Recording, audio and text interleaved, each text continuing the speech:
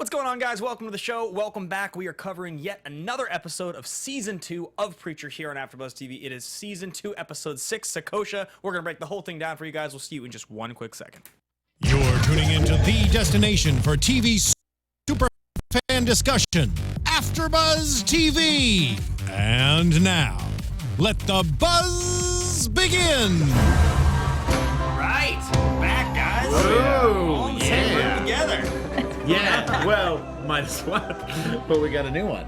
It's Hello. true. We got a new one. I'm so happy to see you. Yeah. Adrian, we're back. I haven't been on a panel with you in like 2 years. Yeah, I know. We were just talking about that. Yeah, the Americans. It's been a minute. We're on a panel all the time. all the time. Really? We're on the Doctor Who panel, too. Oh, is Doctor Who, am I correct in thinking that Doctor Who is like, that's like the royalty of nerd shows? I feel like if you like really know all about Doctor Who. It's like one of the kingdoms Yeah. of nerddom. Yeah. But, like, okay. up there with Star Trek, but not quite. Right, Yeah. but I Yeah. feel At like least Star on this Trek is side. still like so much more like mainstream nerddom. Doctor Who is like, that's what I mean, it's like the royalty of nerddom. If you really know about Doctor Who and all the history of it, I feel like you're on another level. That's like, oh, Yeah, I sorry. mean, it is yeah. one of the oldest shows on TV right now. Right, and it filled up Hall H pretty. Right. Pretty People crazy. just Yeah. love Doctor Who, but we are not here to talk to Doctor Who. We're here to talk about Preacher, guys. Welcome to the show. Welcome to AfterBuzz TV. We're talking Preacher. We're all back. Comic-Con's happened. We've seen a whole bunch of hair stars. You guys all watch that trailer?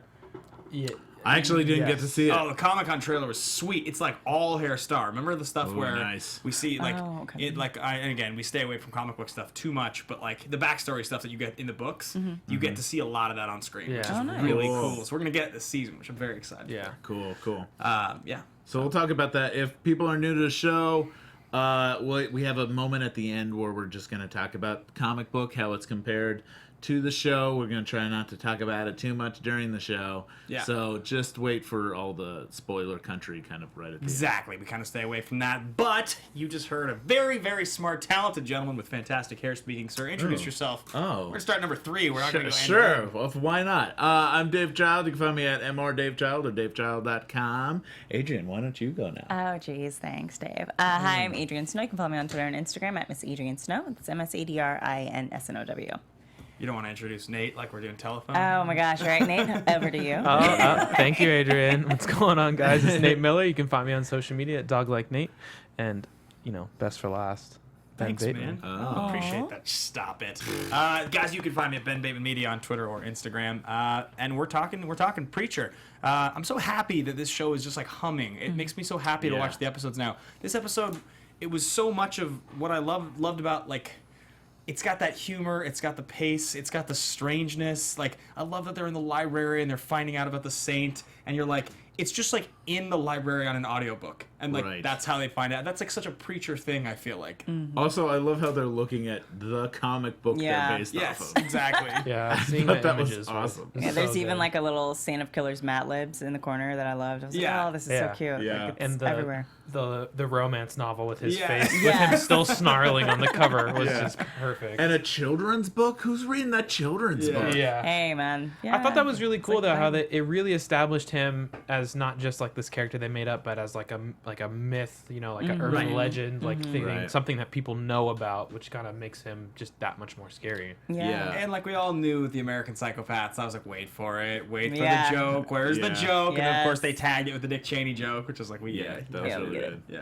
yeah. And I like how in a previous episode someone mentioned the Saint of Killers to Jesse, and Jesse was like, "Oh, I thought that was a myth," kind of establishing it's already like in the Yeah. myth, In the like canon, saying, yeah. It's already in their world. Like the Easter Bunny. yeah, it's like saying, "Oh, Slender Man's coming after Right. you," or something Right. like that. Boogeyman. Yeah, it's nice. Like there was a lot of stuff in this episode that felt like, okay, the lore, the mythology of this world, we have to just accept it. Like Jesse knows all about the soul stuff. It's not like new information where he's like, Right. oh, there's Yeah. this crazy soul stuff. Jesse's like, no, and knows all the names of the shops. Like, Yeah. I loved all that. That So was We're surprising. getting, well, we're That getting was- more of his backstory, which I think is nice. So. yeah, they're bringing us Yeah. more and more towards that. So, but yeah, let's maybe start out with the episode. There probably is a good place.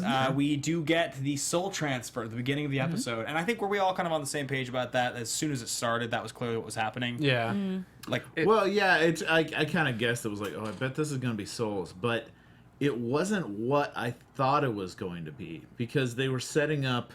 You saw the mark of the beast Right. on all the designs because you had 666, and I maybe write 666 a bunch on my notes here, which just sounds bad. But it's so I thought it was going to be hell. And these were people from hell, Right. that they were collecting souls. My mind jumped right ahead to like, well, they are having a problem with keeping the lights on, literally down in hell. Like maybe it runs on Maybe it's souls. powered. and Yeah, maybe it so gets I, out. I thought maybe they were bringing souls down just to Or kind of only keep partial the lights on. souls, so they're not getting the full energy. I don't know if we Right. would rule that out necessarily. Yeah. I mean, I wouldn't say that a Japanese cover be like. Is that really ruling it out? Maybe, but it kind of seems like they're building up these businesses that later in the episode we find out that all these businesses have been going under, these mom and pop soul shops. Yeah, have but been- I think you might be onto something though, because I think, especially with the way that the guy was like, do you know who you're stealing from here? I think this is, That is part heavy of hell. predictions here, but I think this is like Lucifer or Satan or something or whatever from hell. This is like his Right. front now. And whereas it used to be like anybody that had mom and pop, soul Yeah. siphoning and selling shops, now he's kind of taken the monopoly Because on the it. devil is notorious for being like, Yeah, I mean the long sell history your of soul to selling. me. So exactly. Yeah. So it's very Right. in line with like, 15% of your soul. Here's $150,000 kind I of a thing. thought also it was either the Grail or it was the devil. Yeah. That's like where when he said Oh, who do okay. you're stealing from. 'Cause Yeah. the way it was set up, it was kind of like that's got to be the too obvious. Yeah. Unless of course it's it like they mentioned Angelville, so I was like I wonder if that ties in a little bit. Well, I think that's referring to Jesse's last name. Oh But yeah, also, that it's isn't also a custom. town because that's where he drives the Stand of Killers to at the end. Right. into that right. swamp there. But also, it could just be good old-fashioned Yakuza. Like, it could just Yeah, be like... I could see that Yeah. too. And that would be very preacher. Yeah. You'd have Yeah. to fight And the also, Yakuza. and I mean, even within Yakuza mythos, there's lots of demon imagery, the Oni thing. So there's, especially within the preacher world, it could be a literal demon, in charge Yeah. of Yakuza, Yeah. Yakuza or something like that. But So- they did also say that Angelville was like the only shop still like barely holding on. So they might tie that into maybe there's a reason why it's called Angelville, and maybe there's a reason why they're able to I kind of wish go up against. I wish I was you and Why? hadn't read the comic books yet. Yeah. Could experience them again. Yeah. Well, guys, You're on to something. Yes. Yeah, I think we might talk about that a little bit in the spoilers. Yeah, I would think so. Yeah. So it is really interesting that they came. So I guess a loose thing we can reference because this is not spoiling really anything, but like this is new. This is new to all of us. The idea of Yeah. selling a soul. It's not. This is not a comic book thing. This is a show thing. Yeah, Okay. soul bartering and selling is not in the comic book at all. No, it's a totally new thing. So I was trying to figure out how they came up with the idea of like 15% is like the appropriate amount of a soul to sell, or like 10% being Right. like 1% working. In my mind, I'm like, if you're gonna put a soul in a body, wouldn't you need a full soul? And if your soul's gone, is 15% really gonna get you there? Aren't you just like a 15% of a person then?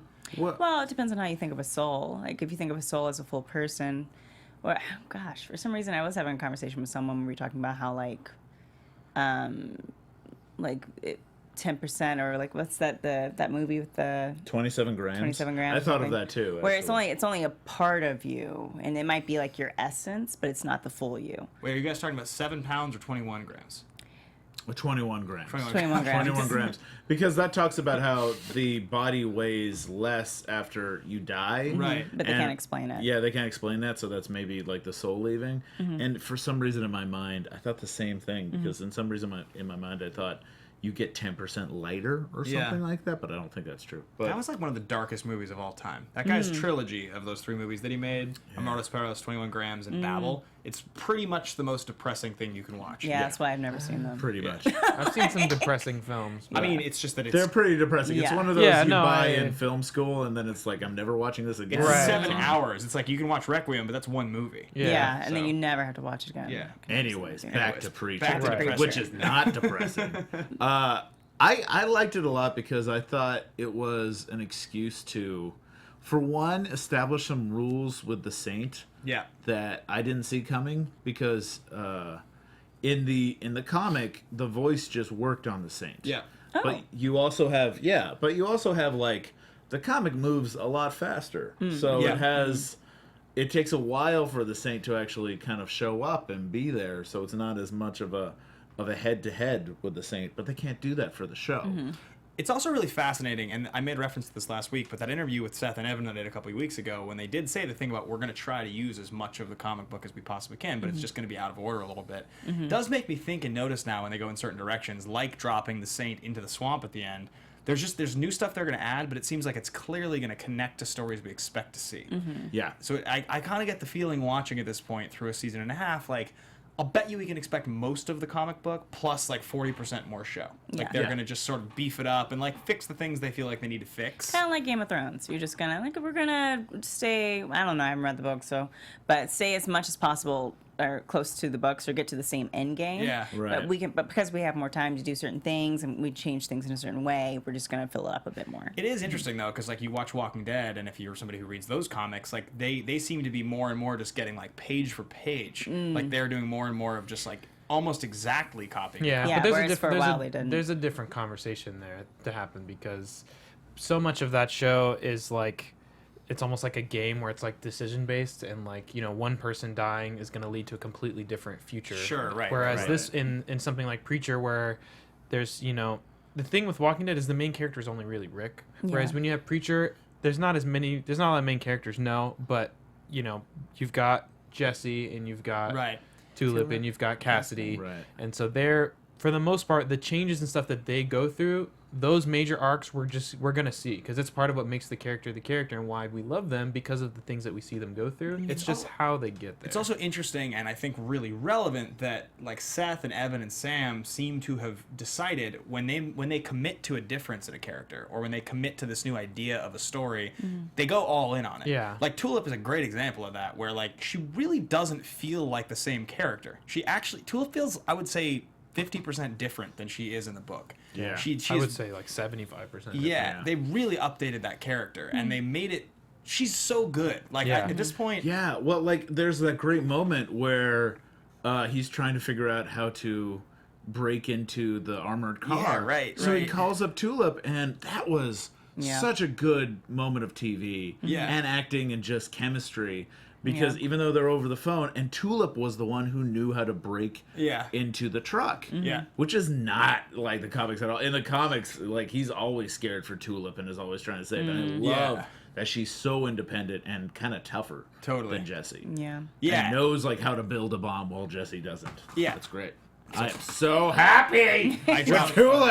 I dropped my flying pen. Uncontrollably. And I think that's like it's a good example of them recognizing this is a show we have total control over the story. We don't need to be so beholden to this idea, and that's great. So, but anyway, so we get the soul stuff.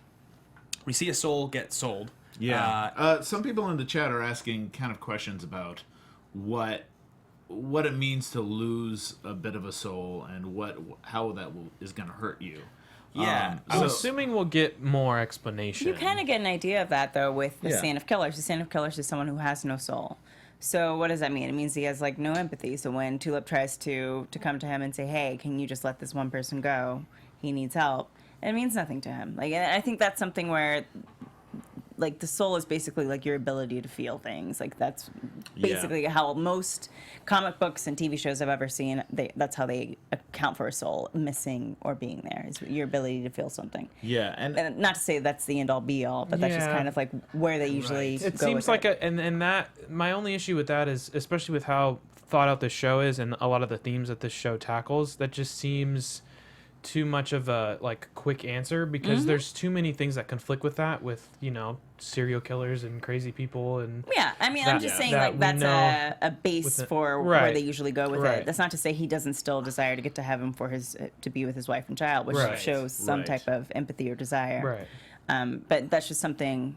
When they say, like, well, what's that 1% going to do? And you see that, like, difference in Jesse's eyes when he looks in the mirror at the end versus the beginning. Yes. It's just that kind of, like, it's just small things, I think it's also, like, a sense of you lose a part of yourself. Yeah. And that part of it, like, a Ghost in the chat asks, why was the guy sick at the beginning? Had he lost too much soul? And I think, you do lose a part of yourself, so you feel that withdrawal of you, and you're missing this important spark inside of you. And we saw the woman with, I'm guessing, Alzheimer's, Yeah, something. you know, gain her ability back and gain her consciousness Yeah. back Well- by just taking in 15% of the Someone's soul. healthy soul. Well, I think it's Yeah. also it's almost like with the way that they're dealing of it, we have to view the soul as like a resource, Yeah. just like oxygen or just like blood, Yeah. right? Right. So that's part of the reason why the whole type thing matters. It's like a life essence. Yeah. So Yeah. some people's lives Essence align matches, and some people's don't. Soulmates. Right. So Yeah. it seems like it's giving part of yourself and what makes you, which again is hard to quantify away, and that you can only give so much of yourself away before it starts before to, you die. Yeah, or you start to not be yourself. Or, Yeah, exactly. And I'm with you, chat room. Yeah, Buffy, Angel, and Spike. Don't forget, Spike had more humanity without a soul than he did, or you know what I mean. He had that empathy without his soul. Yeah. Anyways, Yeah, and also in the chat, someone Marvelous 24 ounce said, regardless, good profit margin, which Yeah. we did see. Solid. And it was also a Yeah, nice they're little, making a like, nice return on that. yeah, and it was just kind of a nice little social commentary because you Oh, saw yeah. this like poor family and then Right. the rich family. Yeah. And it was nice. Yeah. Yeah, for Yeah. sure. Yeah. Yes, so one thing that I thought was very interesting this episode is they were making an effort to stress the fact that Jesse's not entirely a good dude. That there's like Yeah. a little bit of like maybe you aren't just a straight up good person. Mm-hmm. And again, that plays on the idea, another idea from the comic, which is that Jesse is this like all-American, strong jaw, like cowboy who sort of like maybe has some outdated ideas, but Mm-hmm. he tends to always be a bit of a hero. And I liked that in this episode, Cassidy gives him the opportunity to apologize and throw back the apology, and he doesn't. He just stays in his. And then at the end, when he's talking to the Saint, and the Saint's just like, "You deserve to be in hell too. You know, your dirty, ugly soul, basically." And Right. that he looks in the mirror at the end, and part of it, I think, is that he was missing part of his soul. I think part of it was a little bit of looking in the mirror and maybe just, is he right? I You think know, there that it also got to might him a little bit, I think. be some consequences of sending part of your soul to hell. Yeah. Yeah. Like I think they definitely have kind some of type of an linked. attachment. Yeah. And so I think there's going to be some consequence to that for sure. I also Yeah. think, like, don't you think a little bit in the same way that, like, every time the Emperor uses the electricity, he gets, like, more shriveled and becomes more evil? That every time Jesse uses the word, it seems like he gets a little bit more Heartless. twisted. More corrupt. A little more corrupt, a little more heartless, a little more evil. A little of the same sort of thing. A little mean- power hungry. I think it's kind of implied that that's maybe I'm not supposed to know this already, but like that he's not had the easiest life, and that there's definitely a lot No, of I darkness think you get a sense of that. I with think they've Jesse. hinted Now, at that. For sure. Okay, I was like, I do know a few things about the comic books. I don't want to like go Yeah. into that, but And he's constantly, and that's kind of like why I think Genesis was so taking of him, because Genesis Yes. is part angel and part demon, right? yeah, and I Right. think there's So a you have reason. to have both. Yeah, because in the first season, you got to remember it tried to bond with so many people, like Tom Yeah. Cruise, and blew up Tom Cruise, and it blew up. What? Oh, I forgot about that. Yeah, and it blew up all these like different people Yeah. that were either really, really good or really evil, or Yeah. it went to all these different people, and the only one it really fit with was Jesse because he's a shade of gray. He's Yeah. somewhere in the middle, and Yeah. he's That's something trying to that figure in it the out. comics is very visually you can see is that like even though he wears all the black as a preacher, just the way that they draw him with the lighting and stuff is just you see this gray is a very constant thing with him. Mm-hmm. Yeah. Especially during the Genesis scene and stuff. And that I think the character is fitting that perfectly of like we like him so much but we can see that there's this dark side, and I like that they're setting it up too. Yeah. So that there's when it happens there's like foreground and stuff, so when you're rewatching you're going to be like what? I can already tell now. Like Yeah. I'm going to be rewatching and be like, "Oh, that is for the thing that happened," and all that stuff. Do you guys ever wish that he did the white jeans, black jacket look? I mean, white jeans, no. I don't think it would be I think- so weird to do white jeans now. Yeah. It's just awesome. So dated. It's so Maybe dated. they'll do like a little throwback Yeah. on Oh, episode. they got to do a nod. I'm to it. sure at I some mean, point. Yeah. you Yeah. do see him in the past have that kind of mullet that he Yeah, has. I mean, Yeah. exactly. Yeah, But we do that little stuff like with Luke Cage, where there was like a split second where you Oh saw yeah, him with like the in his shirt old and the school. chains and Yeah. everything. Yeah. And even with the thing on. Yeah, so maybe.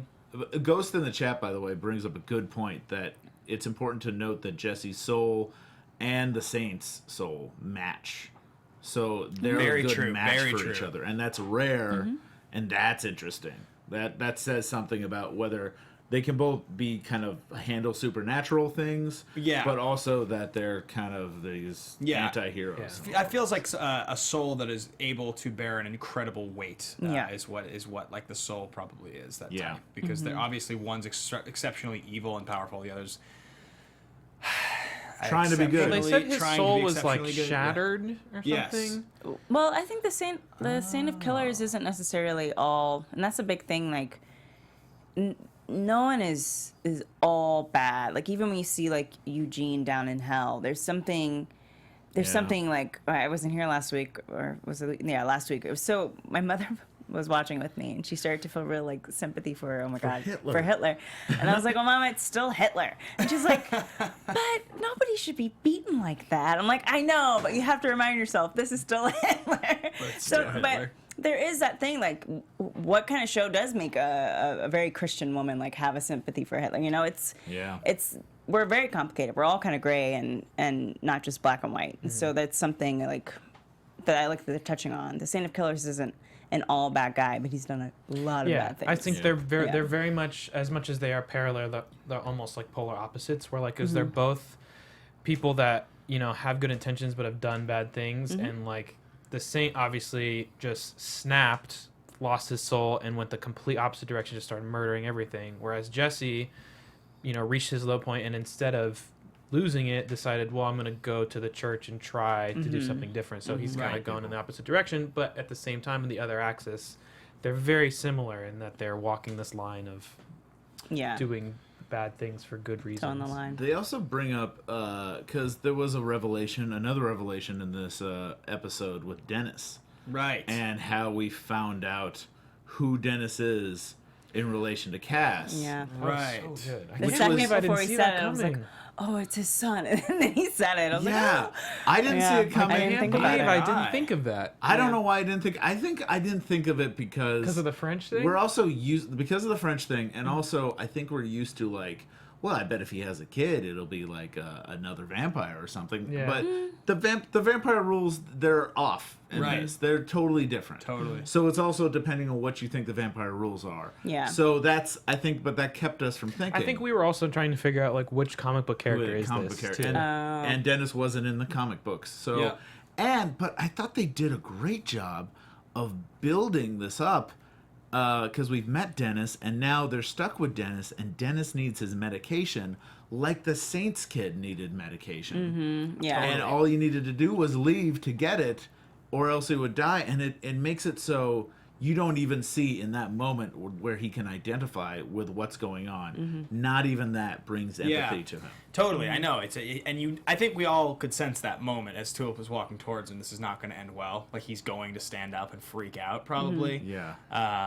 And I like that they also showed the scale, the difference in size. He's like he was once a regular man, but like even so, he's like this huge, powerful, gigantic dude with super strong guns. The way he played it was fantastic. And also who has like I think it's important to remember, and in that moment to show like we're not going to do any like pulling punches because it's a woman thing. He's just going to grab her by the throat, lift her up, and it's like he is pure evil. He is the worst there is. He will kill her in a second, and I thought that was really important for the character to be a feared villain. He has to be a feared villain. They said even the devil fears him, or even the like something about how like even Satan like won't look at him or something. I love the backstory they gave us from audiobook. From the audiobook. Yeah, I was really a big fan of that. Montage. It was also nice too for it was nice like for a couple reasons. One of them is that they drew us back to the memory of the first season where we saw the montage of his hell, and then realizing now with seeing Eugene's hell, what we actually were seeing was his hell experience. Like him reliving that same memory over and over and over again, which at the time we couldn't understand what that actually was. It just seemed like showing us the same story. The moment they showed it with Eugene, I was like, oh, that was That's the same, right? Yeah, exactly. They also did a good job in this episode because when he brings up like, oh, if I go to hell, I'm going to bring your soul with me. And I think in that moment, the Saint reminded Jesse of what his hell was. And I think that's because you hear a sound, and I think this is a little hint about what we're going to talk about in spoiler Yeah. country. But I think it's important to note that I think he knows what his moment of hell is going to be. Right. So he put the Saint in that kind of a similar moment. So that's a little bit of a hint about what's coming, but I think it's spoiler free. I think Sure. in the chat room, it says that the Saint did something to Tulip when he touched her. That's true. So I it looks definitely like agree. in the teaser. Yeah, because she says he touched me. Yeah. And it looked like there was some marks on her neck, but I couldn't tell if it was just a shadow. Just probably, or... it might have also just been from being strangled. But yeah, I think there's something about being that close to like darkness. It has to. Evil. Well, affect and you in especially some way. too at that point, he still didn't have a soul, so there's Yeah. probably Right. some weird stuff around that too. Yeah. Yeah. Yep. Yeah. So I would say the only other super relevant part of the episode was probably the conversation at the beginning of the episode where they're eating, and the stuff with the waitress and the teasing Jesse and then who was she, and Yeah. then Jesse, not apologizing to Cassidy, and it just continuing to kind of plant this seed that Cassidy's watching, and he's building this resentment for Jesse. Yeah, I And- didn't really think that was the case until last episode, and I was like, oh Yeah. wow, Cassidy like might hate Jesse, I think he hates or not, him. or just I- like well he's jealous because even he admitted that he's like I can be very jealous. Yeah. and then in that moment he switches and goes, but yeah, go ahead and kill this guy. I kind of hope he backs off a little bit from it and that Cassidy and Jesse bond Yeah. a bit more because I kind of want a bit more of that bromance. And I like them as like a friendship.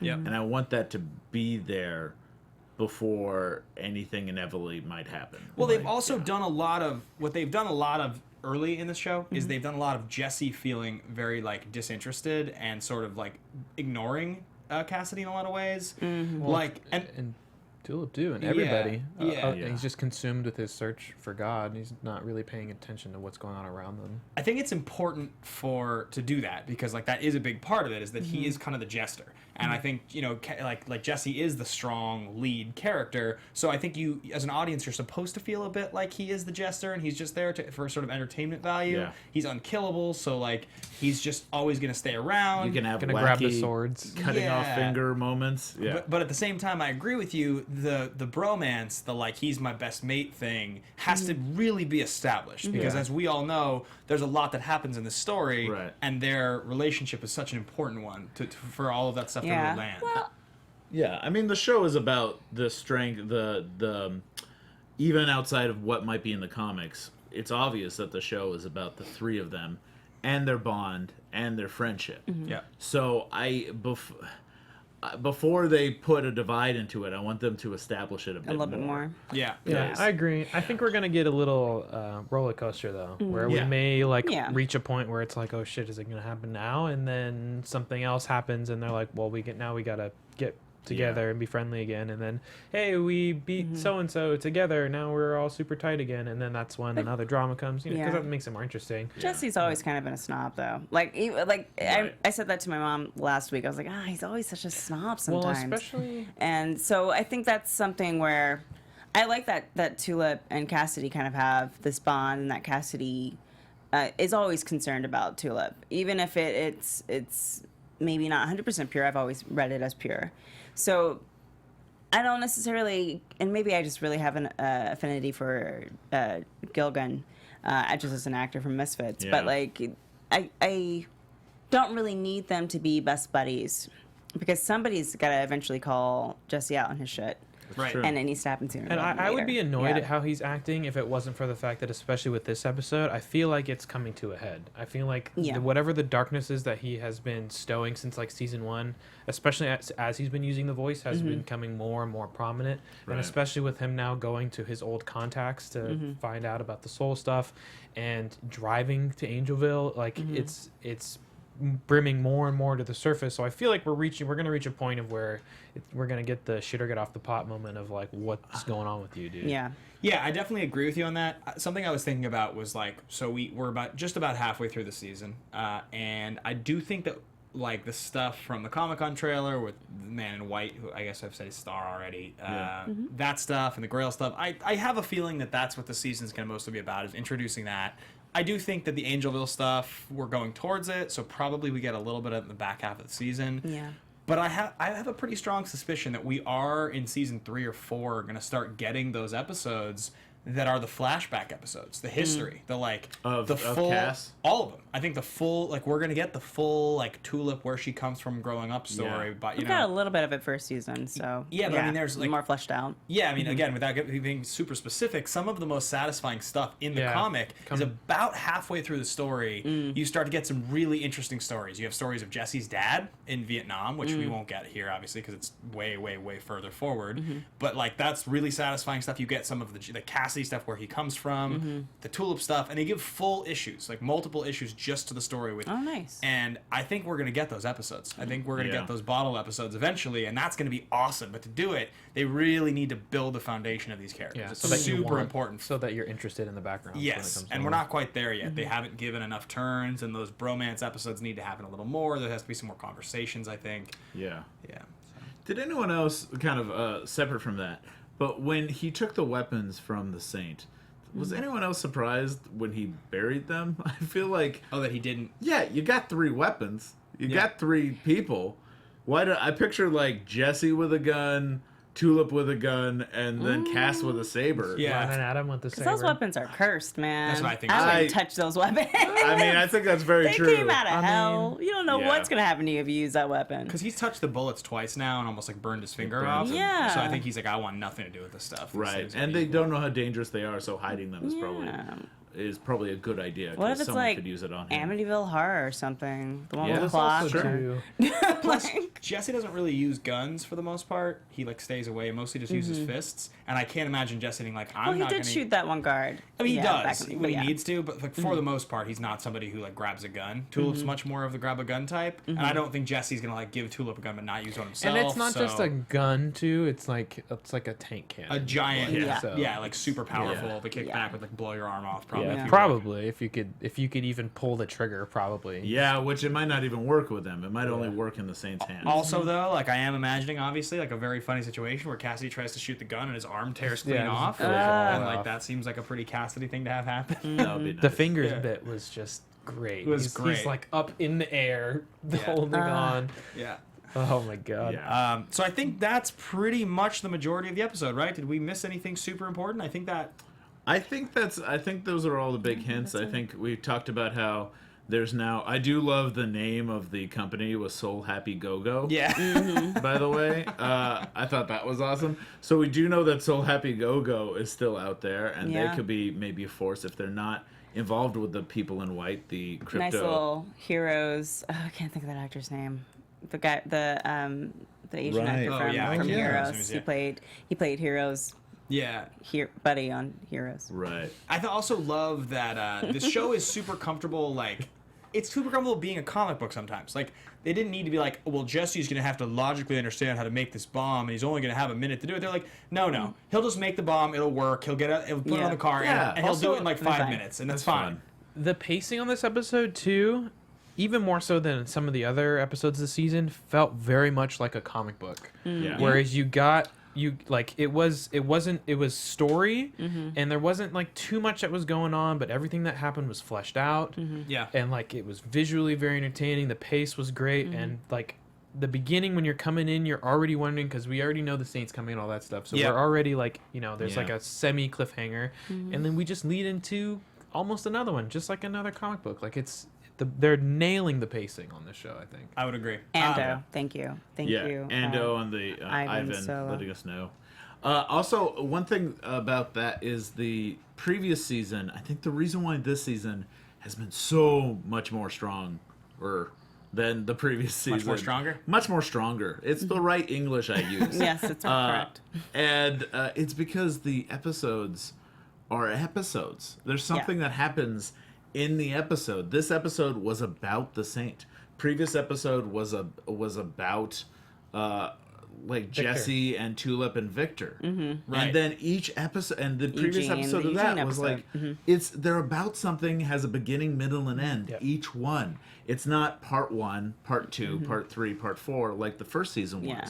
So that it's made it a stronger season just because of the formatting. It makes me still so like, I get it, you know, and I mentioned the stuff that they were saying to me about you have to eat your vegetables before you eat your steak. That was how they felt about season 1. And I understand that in retrospect you want to feel good about what you did, and it's not like season 1 was a bad season of TV. No. But looking back on it, it's just so confusing. I don't understand what the point was of spending so I much would time. almost say, if I recommended this series to someone, You'd say I start would with almost season say 2? start with season 2 because they explain everything as they go along. Yeah, right? And I then would watch say the at first one. least do the first 2 episodes and then do the last 2 episodes of season 1. I just don't know if it's like, I think But- maybe the pilot and then just skip to season 2 is almost I what you would, could do. you got to do that last episode where he finally asks Right. where it's got, but because I think that's just a really great episode. But I think also the first season was very dark, like visually very dark. I had a hard time keeping my eyes open because I couldn't see half of it. Yeah. So I think that also kind of affects it because this is a lot more bright and poppy, and they have more of a humor with how they shoot it. Yeah. So it's more colorful it's to watch. very dynamic. Exactly. Yeah. The first season was very dark, Yeah. very Sleepy. two-tone. Yeah. I mean, I Yeah. think we sometimes take for granted in this day and age because television is so dialed that, like, and especially when it's based on source material, that, you know, by the first season of a show, they should have it figured out. But it's like, you go back to a show like Friends, for instance. Cheers. Like, yeah, season 1 of God. Friends, it's pretty good. Season 2, it's like such a better Yeah. show. And that happens. That totally happens. Shows, like, totally hit their stride in the second or the third season very often. Yeah. I guess it's just weird.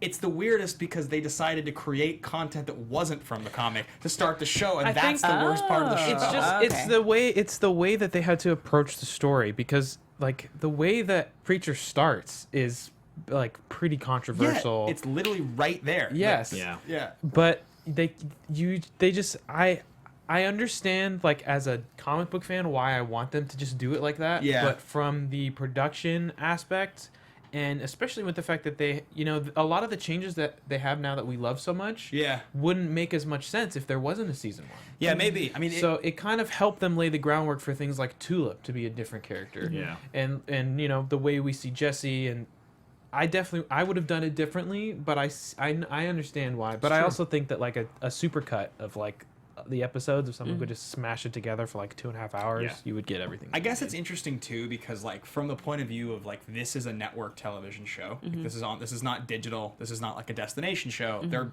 you know, AMC has airtime that's very expensive. They're going to show the show. Like, they had Seth Rogen involved as a producer. They were like, there's a name. There's, you know, the source material.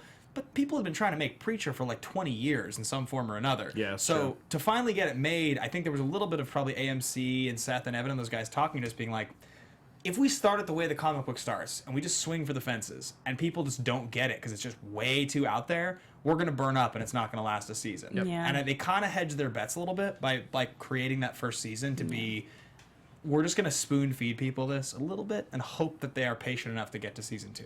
Yeah. And that's Right. exactly what's happened. And I'm so much more satisfied with the show now. But season 1 starts off with people exploding. Like Yeah, that. that's true. So that's Tom pretty Cruise exploding dynamic. is pretty. The pilot, Yeah. I just think the pilot was great, and Yeah. I think it really slowed down. Anyway, let's get into Yeah. predictions, guys. Yeah, I mean, Thank you.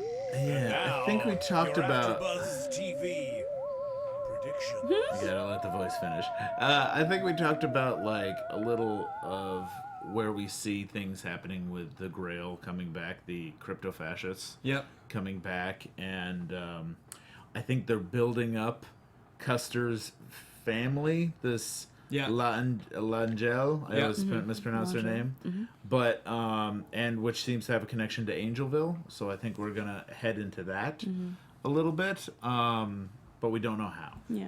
Right. Yeah, I think that's a good point. I think they're definitely building that up. I just keep seeing them dangling the carrot of this like Cassidy hating Jesse thing, and I think they're gonna drop that hammer this season. I don't think it's gonna be the big hammer that'll get dropped, but I definitely think that's gonna be a point of contention before the season's over. I don't think they're gonna just dangle it and back off of it.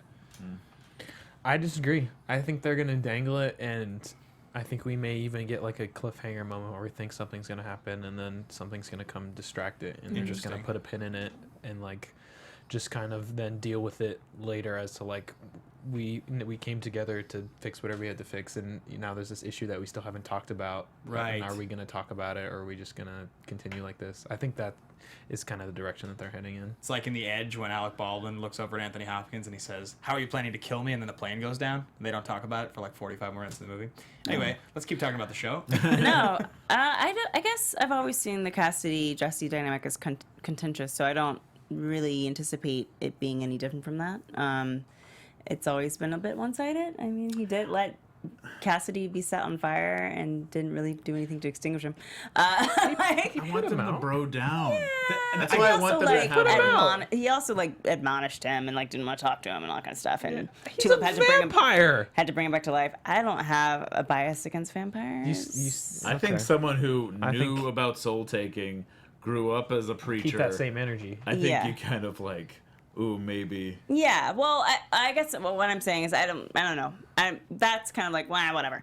But I'm more curious about how Tulip's going to be affected by being touched by the Saint of Killers, and what they're going to do with Angelville, because it reminds me a lot of I guess I'm from the South, and my family, the town they're from, they were kind of just known for being like the family of that town. Right. So I kind of get the feeling that's kind of what we're going to see with Jesse, is that his family basically like owns Angelville or something like that, or like they're a big they're a big family. It's a very Southern Gothic thing to do, to have a Yeah. family that kind of like runs things.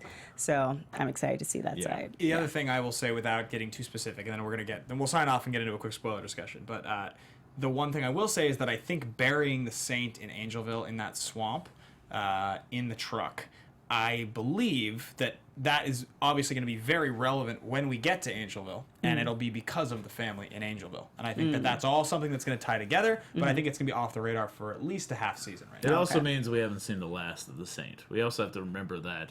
I think he's put on ice for a while. Yes. But I think now he can easily escape that after a while. Yes. So. Plus, he's in a truck full of very, very valuable souls, and That are not the compatible. with him. soul happy go-go. Yeah. Yeah, so Happy He's gonna Go-Go's want gonna their look- money. Look for Oh, their that's truck. true. Right. And Yeah, if there's that's not a low jack on that truck, I'll be very surprised. And if we already know that Soul good Happy point. Go-Go, who has the the corner market on all of the souls, is already in contention with Angelville, and now their truck is in an Angelville swamp. Yep.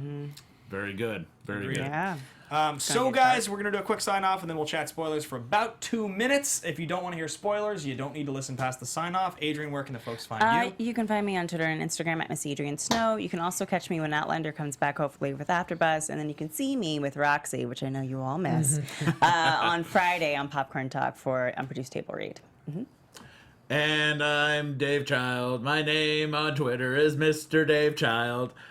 Also DaveChild.com. You can find me at Game of Thrones. I'm talking about Game of Thrones every Sunday, so join me there for even more in-depth shades of gray discussions. Sweet. What's going on, guys? You can find me on social media at DogLikeNate. I just started the Ballers. I'm doing Ballers on Sunday. Doing Ballers. Yeah, Sweet. that just started this week. That's really good. Love So you The can Rock. catch me there Nice. on Sundays. Cool. You guys can find me at Ben Bateman Media on Twitter or Instagram. Action Movie Anatomy on the Popcorn Talk on Wednesdays, and currently this show. And I just got back from Comic-Con, so check out Yeah. Popcorn Talk and Black Hollywood Live for a bunch of interviews with like Riverdale and Johnny Rico from Starship Troopers. wow. I got John C. McGinley to do my favorite line from Point Break. In an interview, I got him to do the line for me. Complete it. Nice. Wonder how tired he is of It's that. very exciting. I don't think anyone's ever asked him to do that. Yeah. You're He's 100% got so right. much. It's Scrubs, right? Yeah. He's got so much stuff. Check those interviews out, guys. Anyway, thanks for watching. Thanks for listening. And if you want to hear spoilers, stay tuned for the next 2 minutes as we chat them out. Spoiler alert! Spoiler I alert! left the room. Spoiler alert! Spoiler alert! Okay, this goes on for a while. So Jesse's actually a chick. I just Yeah. Oh, yeah. Just well, kidding, that's not so real. one thing I want to bring up because That's Like, that's what the pancake was. Dang He it. changes his name to Jess. yeah. One thing I kind of want to bring up, because everyone's kind of debating about the rules of vampirism in the chat, and I just want to say there's that story of, I think John Landis was talking to his son, Max Landis, who's also a writer, and asked Max, like, how do you kill a werewolf? And Max said, with a silver bullet, and he said, no. however you want. You're to. writing the damn story. Yeah. So keep that in mind. Let's not forget that sometimes vampires glow when they touch the sun. Yeah. Okay, guys? So it's all very different. People do whatever they want. One thing we do know in the book is that people can sire vampires. You can create a vampire. So that's something that happens in the book. But besides that, I don't think we meet one of his sons in the book, and we don't know if he's an adopted son or but he could also be a real son. Okay, but it sounds like they can still make babies in this They world. could still make babies. Whereas in a lot of other vampire lore, they can't produce children. But. And we also see a flashback in the comics that shows that he's way older than to have Dennis before he turns into a vampire, which is something someone was saying on the chat, and that can't happen. Also, let's talk about the coffin. Yes, so with spoilers, there's only so much we really want to spoil this early, but basically, Jesse spends time in a coffin as a child. It's like a device of torture by his family, and it's horrible. And underneath the swamp water. Yes, so we believe that. I don't think it's the same swamp. I would be shocked if it's the same swamp. I mean, he drove to Angelville. He drove to a swamp. Was there a sign? It's at Angelville. He drove past a sign saying that he's welcome to Crazy. He Angelville. went to Angelville. It may not be the same swamp, That's what I but was it's got to be thinking. close. I mean, how big can Angelville Swamp, be? like swamp. I figured swampland, but maybe not. Probably the same swamp. Like, if he took all that time to go to Angelville, then yes, it's probably the same swamp. Maybe. It just seems so crazy considering, like, that's such a him getting taken back to Angelville is such a huge part of the story. Yeah. It's my single favorite storyline in So the for whole him book. to willingly just drive up and be like, hey, I got a package. But see I you guys. think that the residents of Angelville, his family, will find the Saint in that car and use the Saint to their advantage in some way. Yeah. That is what I think. And that would also make sense because the family in the books, there is no soul bartering, soul stealing, anything like that. But you do get a sense that the family has ties to the supernatural. Yes. And and so that's not that much of a surprise to actually. Well, they have that it's not too much special of a deal stretch. they cut, if you recall. Yes. So that's like that's an important one to remember. Uh-huh. But those I think those are the main spoilers. For I think that's it, except for we don't really see. There is no mark of the Saint in the books, but again, they could change that for this, and I'm curious to see where they go with this. Yeah. Also, the whole him having 1% of Jesse's soul now is definitely totally different and something relevant to this story that's not from the book. So Okay. And I it feel connects Jesse and the Saint. I feel like the whole soul development thing just kind of came as a way of them being able to use the Saint in the same way that they have. Like, Yes. well, let's give him a reason why the voice doesn't work immediately, so we can use him in this way as this imposing character. Yeah. And then from there, they were like, oh, this kind of works, and then worked it into just another great way Yeah. that they've adapted the show and made it kind of its own. And they're doing a So it lot. fits really They're well. bringing in a lot of characters, so I think they kind of were like, we can't have him chasing him the whole season. Yeah. We have to go now. They're kicking us out. But Ivan Soto does ask, why do they keep saying the end of the world? And in the comics, and I think they've said it in this, they just like to say to one another, Tulip and Jesse, I'll love you till the end of the world. Yeah. Until the end of the world is like So the they- phrase they repeat all the. In fact, in the collected works, that story arc we're talking about is called Until the End of the World. So Yeah. that's like. So they shorten it to the end of the world, right? The end of the world. Yeah. Instead of saying I love you, they say the second part of it. So that's why. So. Oh, that's All right, thank you, everyone. Thanks, guys. Thanks for listening. Thanks for watching. We'll Get up see and you work out. same time, same place next week. Bye, guys. Bye. From executive producers Maria Menounos, Kevin Undergaro, Phil Svitek, and the entire AfterBuzz TV staff, we would like to thank you for listening to the AfterBuzz TV network.